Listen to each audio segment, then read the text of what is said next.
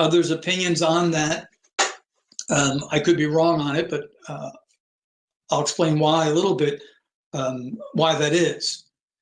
So there was nothing for about a week, no calling out, nothing. And then we saw this video where, to me, I'm not a body language expert, but it looked like a hostage video to me. Blink twice to tell me you're okay or you need rescue, where he dominated and he was in control of the information. After that, it is as if they have gone on a tour. And what it really is an apologetic tour, apology meaning defense, of the stepfather. Now, I'm going to comment on some of the interviews. I can't separate which one is which. There's been too many. So they got the memo. People were upset they weren't speaking out. Now they're speaking out all the time, and the content is so important. The content is this: Chris is a great guy, and people should mind their own business. And a common theme for him is, you better respect me. In all that I've heard, other than at times an interviewer directly asking, I've not heard Chris speak of what his stepson is going through while missing. Chris perceives himself as a victim, and he's ready to fight. I know that some of the interviews are very difficult to watch. Interviewers just talk and talk and talk, and they don't understand. They don't hold the information. He does. And now that he's allowing her to speak, she does. Let them speak. Let them speak for themselves. When someone asks a compound question, it allows the person being interviewed to pick and choose what he would like to answer. When they ask a multi-compound question or go on in a moralistic sense, okay, there's no reason to moralize in a case like this. A child is missing. We want the information. But a multi-compound question, very likely the subject of the interview, if he is showing deceit, which Chris is now, he's going to pick up on one of those things and use it for an answer, because they're suggesting answers. So it's frustrating. They don't know, that they don't have training in that, and they'll go on about some personal experience, and they think they're building rapport. Not with him. I said recently to someone, I've interviewed him 100 times. I haven't interviewed him. What I mean by that is I've hundreds of times interviewed controlled abusers. And almost always they're a step parent or a boyfriend. And his language gives us a lot. So this morning I was listening to yet another interview. It could be difficult to get any type of a pure answer. When he goes off for himself, then we get some. And this time, and you're seeing it more now, she's allowed to speak, and speak she does. So there's some things I want to talk about that, and some of the things they said that are revelatory. They may be telling the truth, and what they may be concealing, what I believe they're concealing, is an altercation of some form and an escalation that was more than just that Sunday. That goes back and part of the history for at least, I think, at least 2 years. And I'll get to some of that questions. So one of the things I posted on X was that Child Protective Services should be fully engaged here in a full investigation, and they should interview everyone, including the paternal grandmother, Seth's mother. She has said she has information. She needs to be interviewed. She needs to be heard. She should have been interviewed by law enforcement, but no less, Child Protective Services know that. One of the things that happens with a missing child case, you say, well, why would Child Protective Services get involved in a missing child case? Because we don't know what caused the child to go missing. Now, let's say the child is a victim of kidnapping. Were the parents neglectful that someone was able to get into the house? Well, how could they be neglectful if someone broke into their house? Perhaps they were intoxicated. These are things that have to be known. Also, patterns of behavior have to be known. So the interviews would be, with a missing child case, to find out if that child is found, should that child go back to this house again? The child in jeopardy if the child returns to this home. So we need to know what the home was like. We need to know the quality of the relationship between mother and child. We need to learn the history. That means, in this particular case, mother, stepfather, bio dad, grandparents, aunts, uncles, teachers, coaches, pediatrician, neighbors, anyone. And one of the questions asked, do you have concerns? And what you may learn is, yeah, we've had concerns. Or no, I don't let my own son go over there, and here are the reasons why. And so it's not anyone, it's the gathering of information. We need to know. And so in interviewing a pediatrician, for instance, have you had concerns? He opens a chart and maybe there's red marks there. I've addressed them. And my follow-up question to the pediatrician would be, have you met the stepfather? What was your impression? Because he leaves quite an impression. So the services, Department of Children and Family, whatever it's called in different states, should have been involved immediately, and Seth's mother should have been interviewed right from the start, both law enforcement and in Child Protective Services. Most of my viewers know that I'm very slow to criticize law enforcement. Oftentimes there's things behind the scenes that we don't know of and that sort of thing. This should have been done. This should have been done. The history is so important. I had said recently, there's no way this guy doesn't have Child Protective Services history. No way. And then I learned this morning from listening to that interview that apparently he set up, or he insisted upon, he does have TPS history. And what he said was, in 2 states, almost as if he's bragging about it, what he's doing is he's getting out in front of it. He'll answer the accusation before it hits him. And as people who are experienced with being investigated for child abuse understand, the Child Protective Services can't speak publicly about it. So the parent or step-parent investigated can say anything they want, and they do. And the caseworker, the department that handles this, they can't speak to it anyway. So there's nothing they can say. It's all one-sided. They can give information with police, though, and should.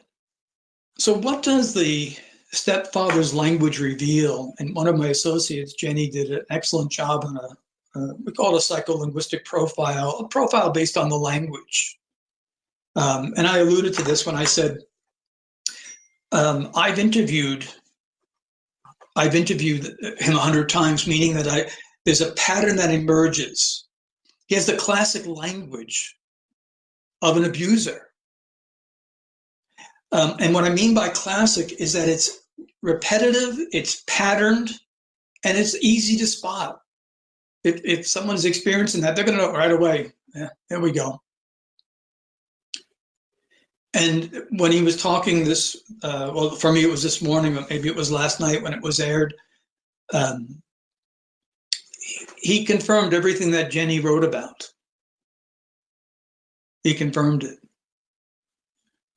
About being crystal clear, that emphatic forcefulness, the aggressiveness. Some of the descriptions people have used, including Jenny, combative, authoritarian.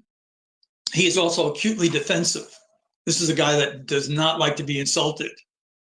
And he went on and on and on. And he's done that defending himself. He ended up admitting that he has, nothing to hide. And then, of course, he doesn't answer questions. But in this particular case, he did about his marriages. This is his 5th marriage. You keep saying, who's Rachel? So you want to answer that before you tell him to Yes, wait past yes. on? Okay, so I got no problem. Rachel is my third. I didn't know about Rachel, so. No. So here, I'll make this easy for you. So I've been married 5 times. I'm on my 5th wife, and she's going to say, you're final. So let me make that clear. She's probably going to yell at me later that I didn't say final. But I've been married 5 times. Okay. First time, her name was Vanessa. Second time, her name was Stephanie. Third time, her name is Rachel. Fourth time, her name is Nina. Scripts from Facebook. He's on his 5th marriage giving marital advice. That's insight into personality.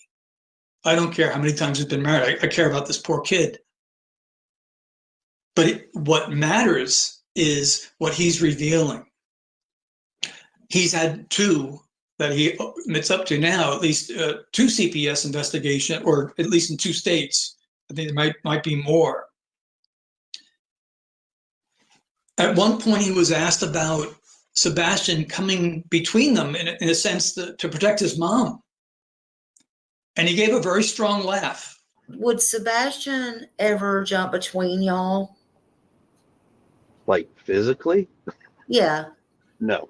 A very strong laugh. Let me see if I can get that.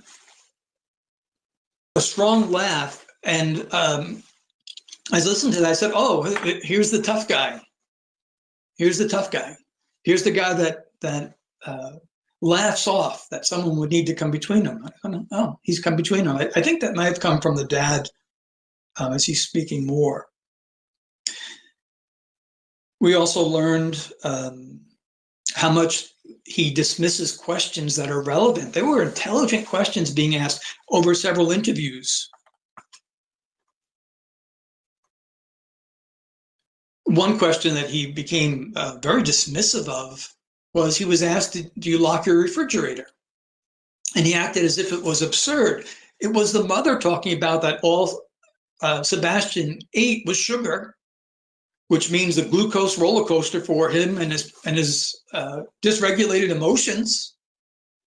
And so that was a good question to ask. That's one of the questions I thought, hey, someone's paying attention. Someone may have some experience there. Because there's all sorts of issues around locking a refrigerator. Sometimes it's for the child's own safety. Sometimes it's because they're being treated cruelly. But it's quite nuanced. It was a great question. Another person asked, how long have you been married? And what he says is that has nothing to do with the investigation. It has everything to do with the investigation. Your demeanor, your relationship, what the household is like. If you're saying that he walked out the house, and I think you're telling the truth there, if you're saying he walked out, we want to know why. And all these things can point to the reason why. The language where he keeps talking about how brash he is. I am direct, I am brash, but I am very respectful. So he's brash while his stepson is missing. And when someone says that, and you probably heard this in different phrases, hey, I really tell it like it is. Okay, so you are someone who irritates others and brags about it. You're giving yourself a license to be that way, to be angry. No, this guy's got some real serious anger issues. He's controlling, he's aggressive. The mockery of Sebastian was rough, I think, to hear. Everything he wants to challenge and say, let's see the evidence, let's prove it, let's prove it. I've heard him speak a lot now for concern for himself. I haven't heard anything about concern for Sebastian. It doesn't mean he killed him. It means he cares about himself. I think Sebastian, what we're seeing in the language or hearing is what Sebastian lived under. And I think Seth is telling the truth. that Sebastian didn't wear a diaper at his house, but did at the mother's house. That speaks to anxiety and could be worse. I don't want to get into that now, but in the least, it can speak to anxiety of being a 15-year-old under this super insecure, acutely defensive, controlling, narcissistic, aggressive, very little man, which may indicate that Sebastian either left on his own or was put out by the mom.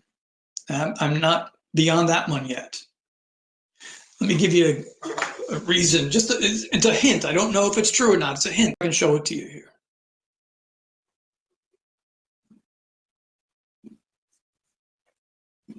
It's just a small thing that I heard her say audibly that I was concerned about. He went outside to take out the garbage because it was his chore. He took out the trash because that's his chore. He takes the can to the end of the driveway. And what those that are in training will recognize is that there's much sensitivity there. Okay, she explains why he went outside, and you'll see this. This is the explanation of why he went outside. But then she doubles up on it. And I heard that it's now very sensitive. And it's often a sensitivity that is indicative of deliberately withheld information.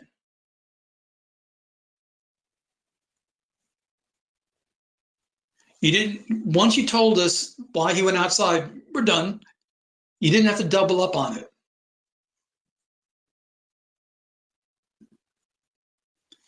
She did.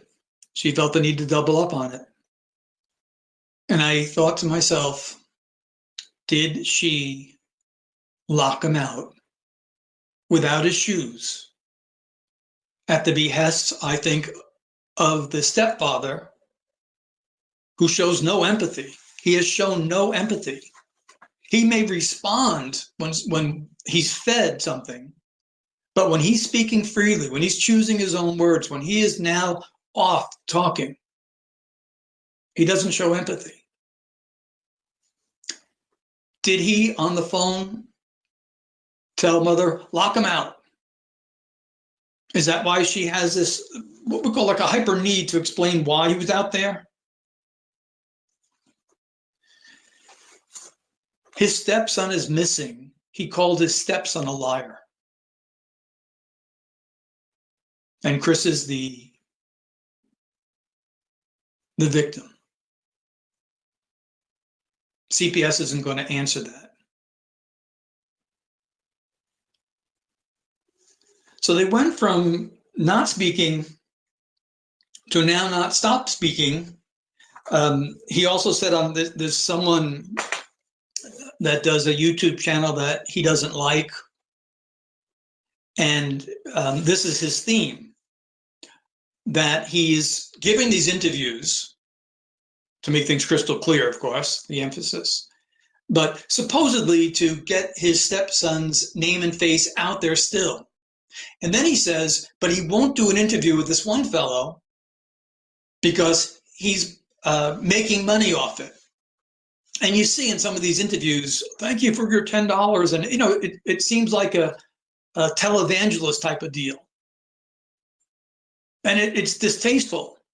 Would that stop you from getting your missing child's name and face out there? Would you really care? And then he demands respect. He demanded it from Sebastian, and he demands it from the audience. He's making demands on people he has no control over. He's trying to control the narrative.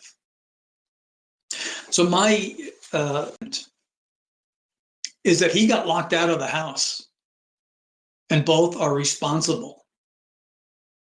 And I think there's much more Child Protective Services involvement than his minimizing statement about it, much more. This is an angry man. He's not afraid to show his anger. He'll call himself brash over and over and over.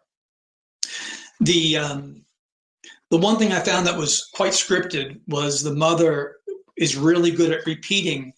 And he said, "I love you, Mama." And I think some people don't understand why I flagged that, why it's so important. A sign that someone has a need to persuade what a wonderful relationship we have. It's not that you or I say, "I love you" to your children, or your children say it to you. That's expected. It's the need to make that public and make it public repeatedly.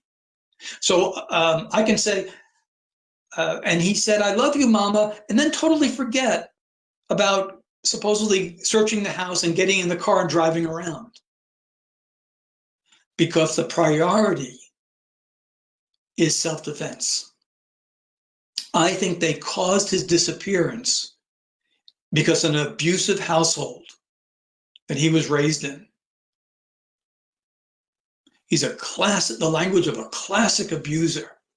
And the targets are generally women and children. So let me see if they have any questions and rebuttals, please.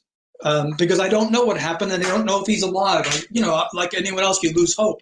Oh, about the stepfather's language. He doesn't offer any hope. He was fed that a couple times by a couple interviewers, but he doesn't offer any help. It's natural that after all this time that he would be the first to crack. Based on his language, he did not have a good relationship with Sebastian. Based on his language. So he'd be the first one of denial, whereas you'll hear the father, who will come probably second, and the mother is still speaking as if he's alive. And again, with respect to those who have the opinion that there was more direct involvement, but I think that he was put out. I think it was discipline at this point. And, if more information comes out, if they get some clean interviews, it may look differently. But if I am with Child Protective, if I am with the law enforcement, I'm looking at an abusive household that Sebastian wanted to get away from. Some of your theories or questions. Again, a lot of the questions are going to be, I don't know. Where did they take him to teach him a lesson? I don't know. I don't think they took him anywhere. I think that long phone call may have been, "Hey, he didn't come back. He didn't come back. Well, just wait. He's got to learn. He's got to learn. This guy thinks he's a tough guy," meaning the stepfather. My concern is that he fell into water and he hasn't been recovered yet. That's my fear. My hope is that he met off with someone to run away and they're hiding him. That becomes weaker and weaker because the person that did that is putting themselves in legal risk. They could have gone directly to police and directly to Child Protective Services, the authorities, and got some form of sanctuary for Sebastian. There's always a rush to blame Child Protective Services. Remember, what they believe and what they can prove sometimes is two different things, very similar with law enforcement. His special needs and his behaviors were significant, and stepfather's telling us that. The repeating of the personal space, mom saying, you don't go into your teenage son's bedroom at night. They're telling you. They're telling you. When you think about a child going missing, how the parents, the innocent parents, how they talk. They're always concerned with what the child is experiencing right at the moment, and they bring it back. And they sometimes talk about themselves when they're asked about it, but then they go back to the child. You cherish every moment. They're what we call high hormonal events, which leave imprinting or etching upon the brain. You don't call a victim a liar. No shoes, no jacket. If that was discipline, it's pretty harsh. Good comment. I think he experienced worse. I think he experienced worse. Yeah.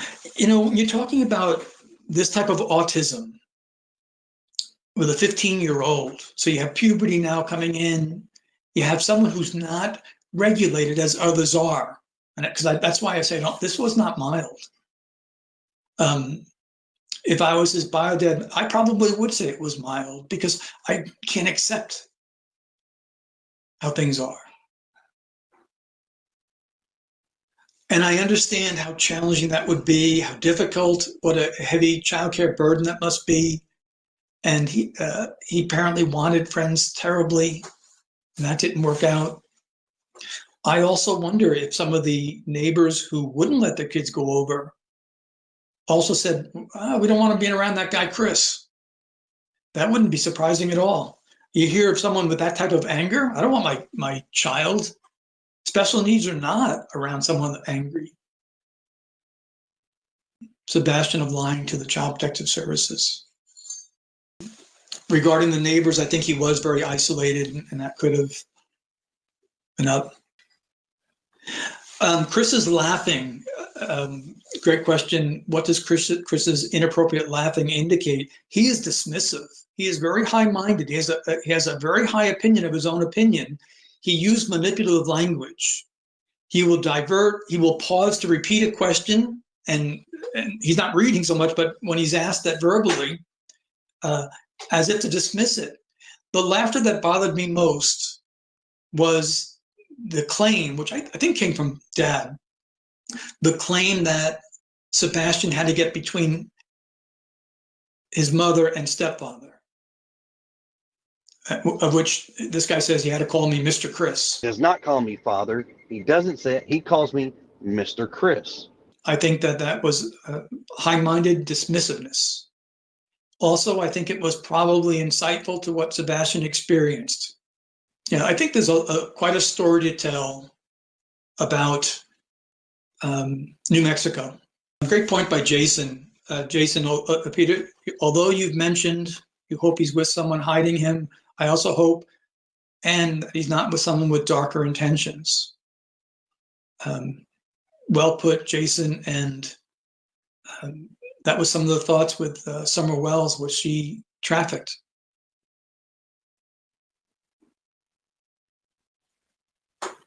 Yeah, someone said it's very triggering to listen to him. He infuriates people. And I think his language reveals that he likes it. He likes the confrontation. I think he is, someone wrote, I feel like Chris enjoys the attention he's getting. He does. He in his mind, through his language, he's setting the record straight. He's a great guy. He has so little self-awareness that he can give marital advice after 5 marriages. Also, by the way, he's giving out parental advice. So Chris Prydefoot is giving out marital and child raising advice. That's what Sebastian lived under. That type of blinding arrogance. He reminds me of someone that would take a polygraph after committing a crime and rush in to take it to show everyone and still fail. He's a hero in his own drama. This poor kiddo. If Sebastian is gone, it started when Mom met him. And I'm not sure about Mom's own background. Yeah, he's the perfect parent, and all he cares about, his priority, is himself. If it was all about the child, he would have been out there immediately in front of the cameras saying, here's his description, here's his behaviors, that sort of thing.